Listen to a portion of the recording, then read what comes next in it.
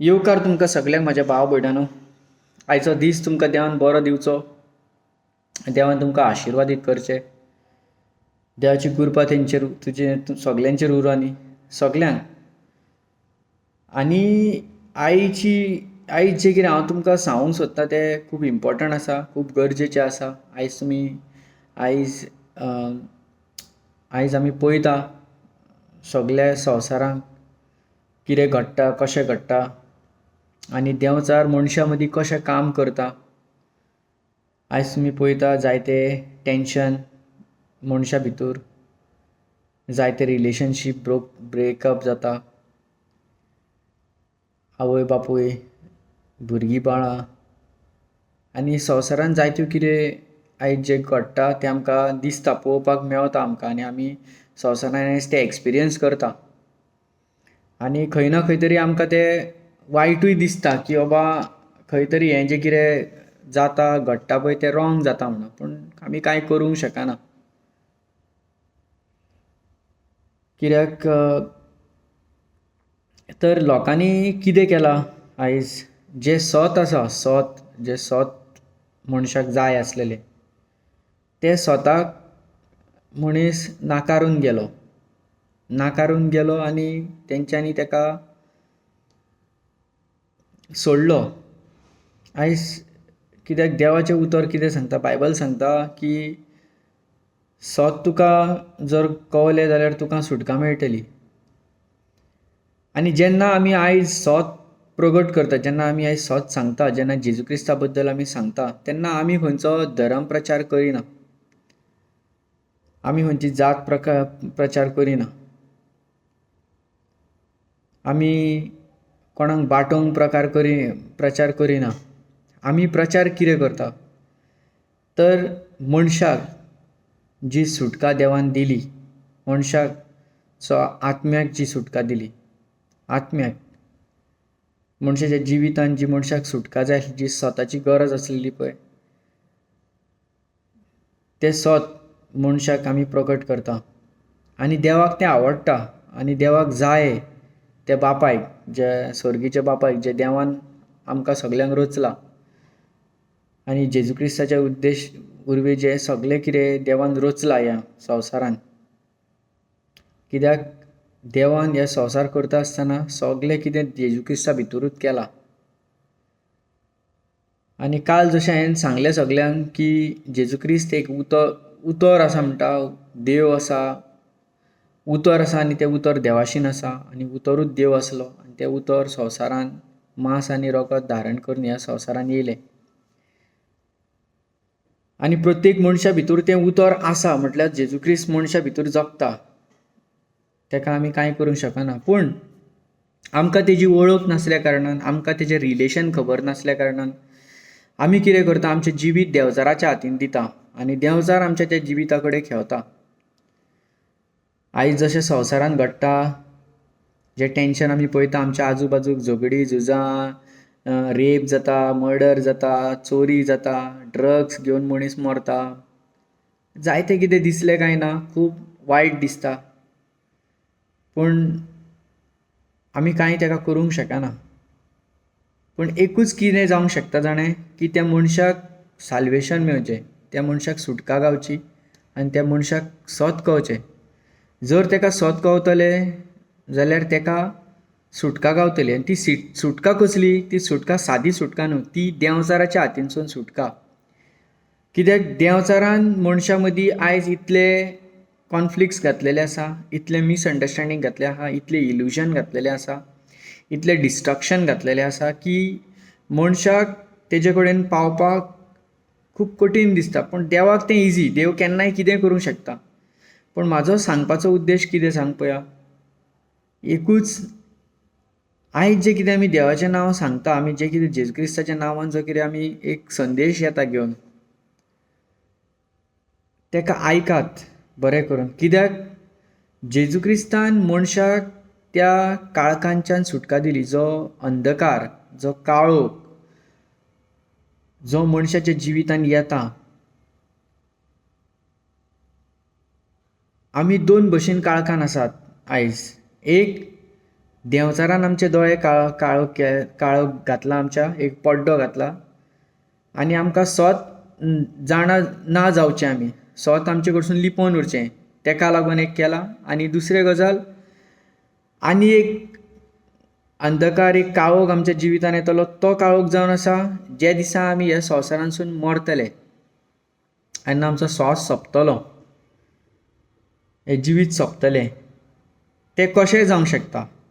तें मनशाक मर्डर जावंक शकता, मनशाचो मनीस हार्ट एटॅक येवन मरोंक शकता, ऑपरेशन थिएटरान मरोंक शकता, न्हिदलेले कडेन मरोंक शकता, कसोय मनशाक मरण कशेंय येवंक शकता, कांय सांगूंक शकना. आनी तेन्ना एक अंधकार मनशाच्या जिवितान येता, तो एक काळोख मनशाच्या जिवितान येयल्लो. एक काळोख आसा की तुज्या जिवितान सोत ना, तुज्या जिवितान जेजू क्रिस्त तुका खबर ना, तो एक काळोख. आनी दुसरो काळोख जावन आसा मरण, ज्या दिसा मरण येतलें त्या दिसा आमी एक काळखांत पावतले. आनी ही म्हाजी मॅसेज आयज म्हाजे सगळे भाव भयण जेंकां जेजू क्रिस्ताची खरी वळख खबर ना. जेजू क्रिस्ताक जाणात सगळे जाण की जेजू क्रिस्त देव, आनी तो चर्चीन आसा, आनी चर्चीन तेका खुरसार मारलेलो दिसता, तेजो फोटो दिसता, तेजें पिक्चर दिसता, हो क्रॉस दिसता, आनी क्रॉसाचेर तेका मारलेलो दिसता. आमी पळयता सगळे कडेन, आमी जायते कडेन आमी वयता तेन्ना आमकां तें कळटा, आनी आमी म्हणटा हो जेजू क्रिस्त, हो कॅथलिकाचो, हो क्रिश्चनाचो देव. हे आयज जायते कोण हे जे विश्वास करता म्हणटा, हे बिलिवर्स आसा म्हणटा, कोण प्रोटेस्टंट म्हणटात, अशीं जायतीं नांवां आसात, जायते लोक म्हणटा. ओके, सो असो करून देवाक वळखता, पूण खरे तरेन तेजी वळख ना. कित्याक सांग पळय, तें सोत तेंचे कडेन पावोवच्या खातीर देंवचार तेंकां आडयता, देंवचार तेंकां आडोवन दवरता, आनी ते तेंचे कडेन पावोंक दिना. म्हाजो एकूच उद्देश, जेजू क्रिस्ता कडेन तुमचो आत्मो साल्वार करपाक जाता. तेजी कृपा जी कितें आयज आमकां मेवला हे संवसारान, आनी हे म्हाजें हें सांगप हे सगळे मनशांक, जे लोक आयज जेजू क्रिस्ताक खाली वळखतात, जाणवाय घेवंक ना, जेजू क्रिस्त कितें म्हणून ही जाणवाय ना, फकत जाणा जेजू क्रिस्त म्हणून, पूण तेजी वळख ना, तेज्या जिवितान, तुमच्या जिवितान तेजी सामकी वळख ना, तें मेन इम्पॉर्टंट. आयज सजमन घे, हांव सिंपल भाशेन सांगता, एकूच, जेजू क्रिस्त खुरसार मेलो, खुरसार मेले उपरांत तेका पुरलो, आनी खुरसार मेले आनी तेका पुरले उपरांत तो तिसरे दिसा उठलो. आनी हें सोत जावन आसा. जायत्या लोकांक जायते जाण समजता ही स्टोरी, तर ही स्टोरी न्हू, पूण हेजे एविडन्स आसा, सायन्स एविडन्स दिता, सगळ्याक हेजे एविडन्स आसा.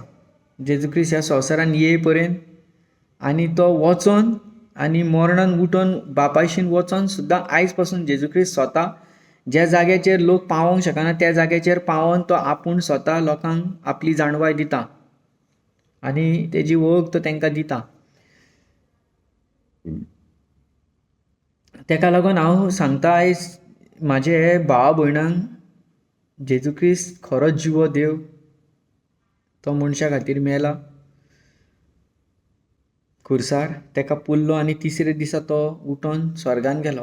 हेजो मिनींग एक्चुली खूब डीप आसा, खुबूच डीप आसा. आनी तो मिनींग इतलो डीप आसा, तुमी जर तो खरो तेजो मिनींग सोदपाक गेलो आनी तुमकां जर तेजे ती मिनींग कळलें की जेजू क्रिस्त उठलो पळय मरणानसून, तेजें एक गुपीत रहस्य आसा, सामकें एक डीप सिक्रेट आसा तेजें, कळ्ळें न्हू.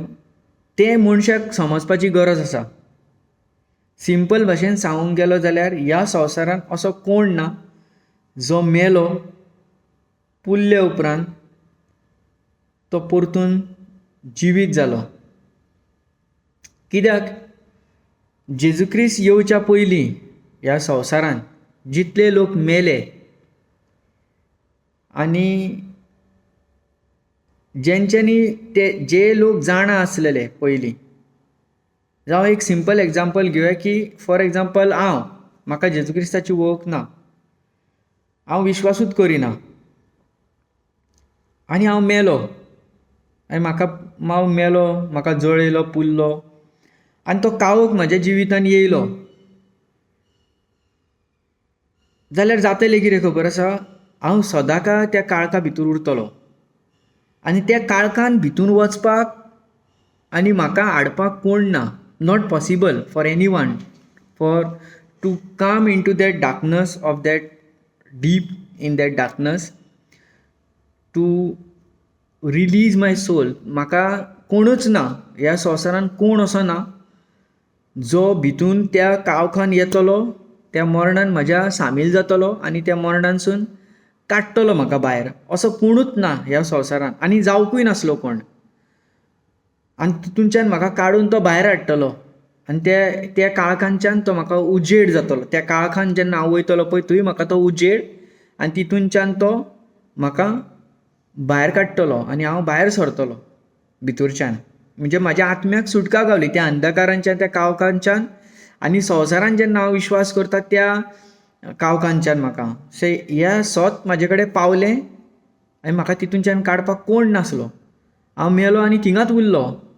पूण जेन्ना आयज हांव तेजेर विश्वास करतां, एक सिंपल एग्जांपल, आयज जेन्ना हांव तेजेर विश्वास करतां आनी हांव मरतां आनी तो काळोख म्हज्या जिवितांत येयल्या उपरांत जेजू क्रिस्त म्हाका त्या काळखा भितर एक उजवाड जाता, म्हाका एक वाट जाता त्या काळखांच्यान भायर सरपाक. ते देंवचारान जो कितें म्हाज्या आत्म्याचेर जो कितें कब्जा करून दवरला तितूनच्यान भायर सरपाक म्हाका एक आदार, म्हाका एक विश्वास, म्हाका एक होप.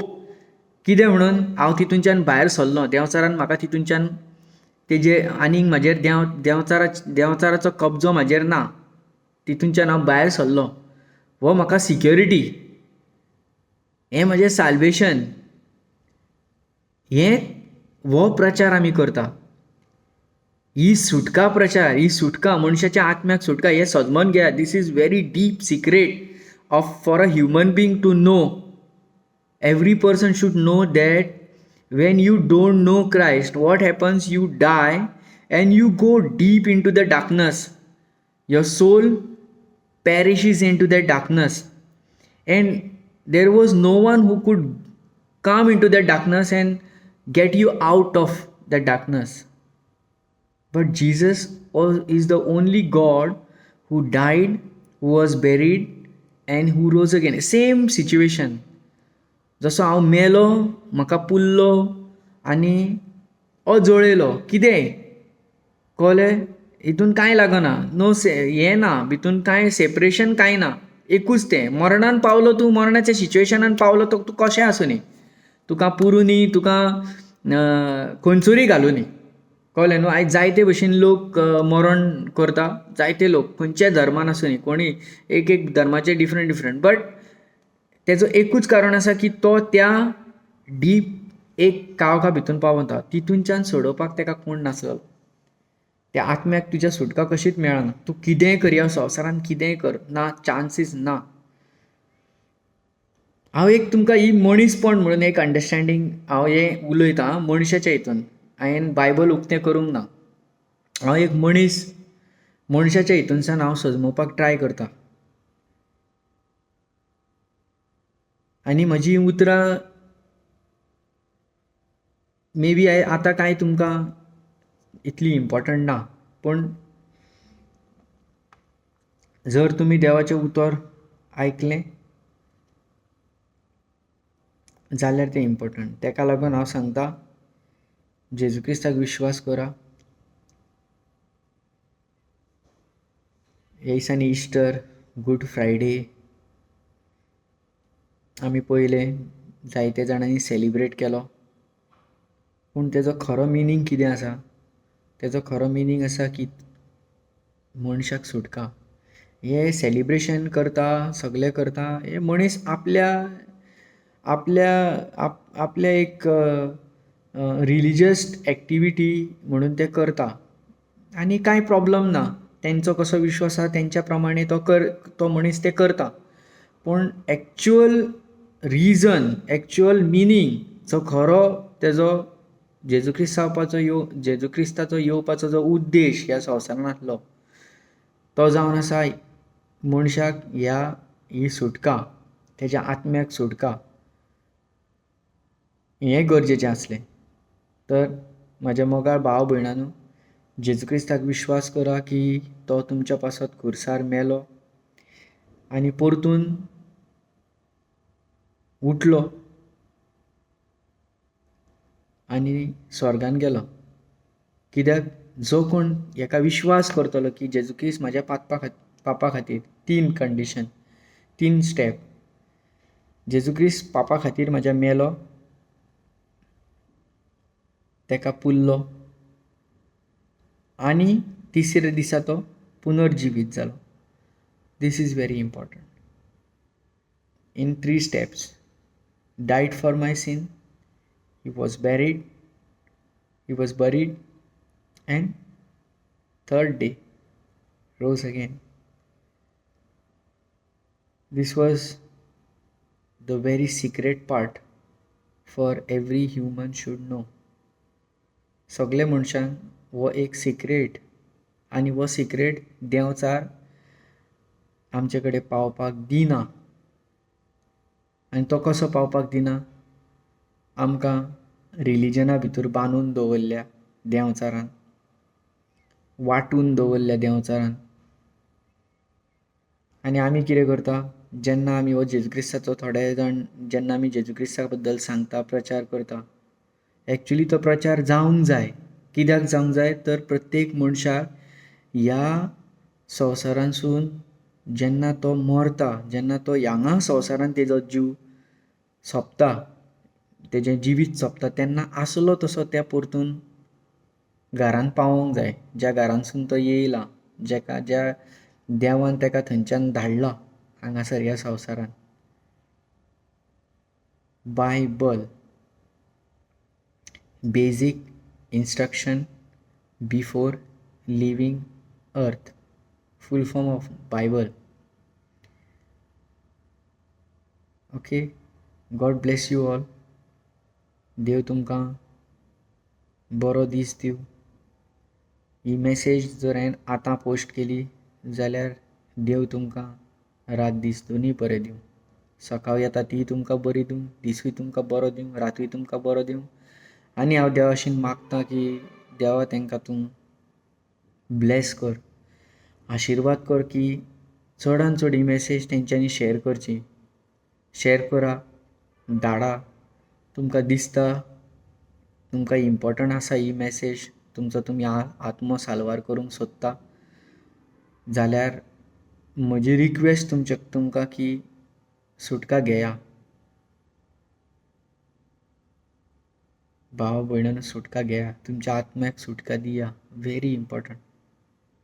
आमी नको केन्ना कितें जातलें. We don't know what will happen to us, what will be the situation. In the death, in the darkness of the death, is no one in this world who can get you out of that darkness. When people die, this is a real truth of a human being, that one day you have to die and you have to be into the darkness. If you don't know Christ, for sure you will be into the darkness of the hell. Save yourself, save your soul. Very important. God bless you all. I pray that God open their hearts, open their mind, that they can receive you as a Lord, God and Savior. Lord, bless person who's going to listen to this message, whoever it may be. At this moment I pray, Lord, I raise my hand towards you, Lord, and I pray, Father, you bless the souls, and they would save, they would be saved, they will save. Lord, we thank you, Lord. Glory to your name, Lord. Hallelujah. We thank you. Thank you, Jesus. Thank you, Lord.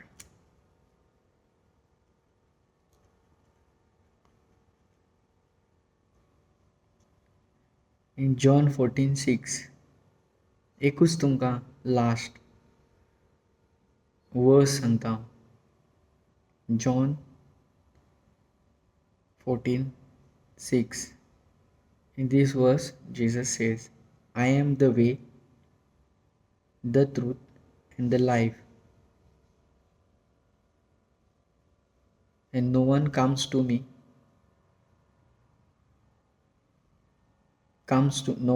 to Father except through me.